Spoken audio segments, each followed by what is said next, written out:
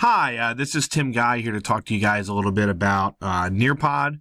Actually was pretty excited when I saw this part of Module 3 because I have iPads in my school and I do some flipped classroom kind of concepts, and nearpod is one of my favorite apps and websites that I use. And I think it's a really powerful and cool tool for anybody who has one-to-one technology devices. It's a big one to ask your school about and see if you can get. Just to warn you ahead of time, I actually am a full paid subscriber to nearpod. My district does have some paid stuff, so everything I show you here, I'll try to tell you what's free and what's not, so you kind of know what you get for free and what you don't. When you log into nearpod, you get into a screen like this. One of the first things you want to do is go to my library.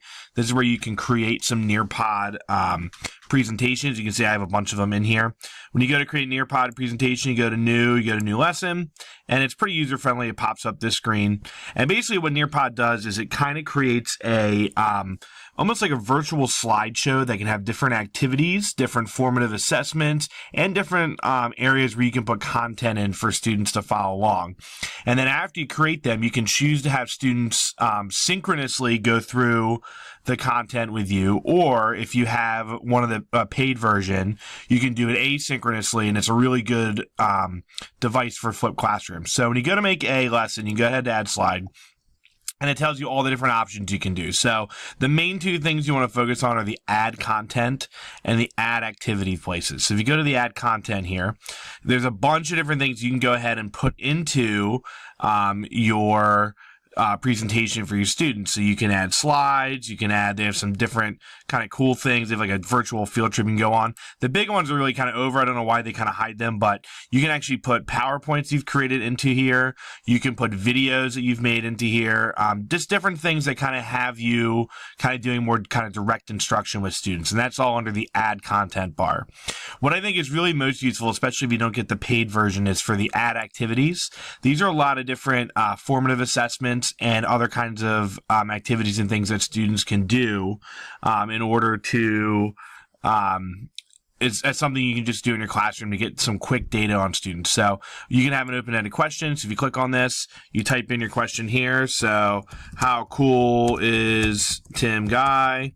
And then you can go ahead and save that question. And then for the students, they'll have that question and they can kind of freely respond.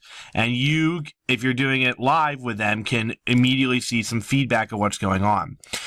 One that I really like, especially if you're a math person, is the draw it activity. There's a lot of different activities. I don't have time to go through all of them, but the draw it activity I think is really powerful. This is actually kind of like a virtual whiteboard. So you can ask a question. Let's say you say, hey, 3x equals 9. I want you to solve this. And then on the student side, they would go ahead and they would say, all right, well, I'm going to go ahead and answer what 3x equals 9 is. And they can write on here like a whiteboard. So real quick, I'm going to go ahead and save this lesson. We're going to look at what it looks like from the student side. So we'll call this lesson 3 because I don't know why. You have to tell them a grade and a subject. I teach math, so we'll say math. And then when you want to do a live lesson, you go ahead and say, all right, I want to do a live lesson, and they'll give you a code or you can get a link. So I'll go ahead and get the link.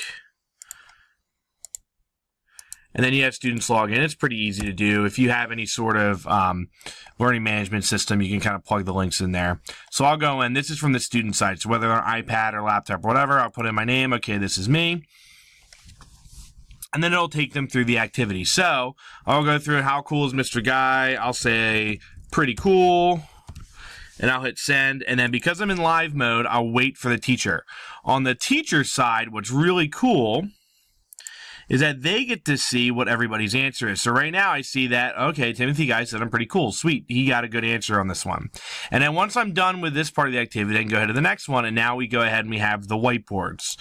And all right, so now we're on the whiteboard, so it tells me to do 3x equals 9. I'll say that x equals 3. I'm not very good. I'm not going to show my work. Mr. Guy's probably going to be happy with me about that, but I'll do it anyway. Okay, so they go ahead and says, great, do whatever. And then on the teacher screen, they can see a little snapshot of what everybody's doing. And what's really awesome, and I'm kind of running out of time here, is that you can actually share back with them anonymously what somebody did. Now, it's hard to tell on here because you can see my thing again, but this is all it shows me, and it's anonymous, doesn't give me a name. So what I'll do a lot with students is have them kind of look at work and kind of categorize, right, is this good work or bad work, and what's the mistake that was made here? So really a powerful app. I kind of just scratched the surface on it, but five minutes is not a lot of time. But if you have any sort of one-to-one device, this is a great tool to use for formative assessment and just as a flipped classroom activity. So thanks for watching.